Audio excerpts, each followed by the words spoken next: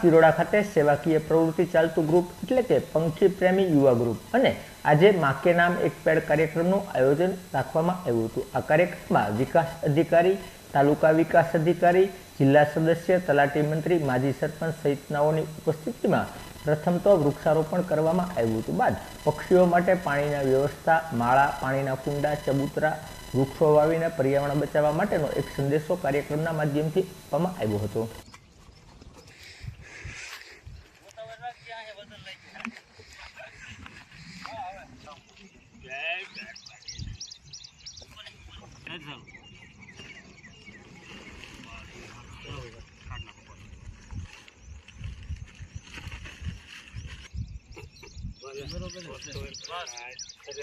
રાષ્ટ્રના વિકાસ માટે પર્યાવરણ ખૂબ આપણે સિંધુ સંસ્કૃતિથી આપણે જોઈએ કે નદી કિનારે અને જ્યાં પર્યાવરણ જંગલો ત્યાં જ ગામો બેસ્યા અને બધા એના આધારે જે છીએ કોઈને લીધે જન્મથી મરણ સુધી વૃક્ષો આપણી સાથે જોડાયેલા હોય છે।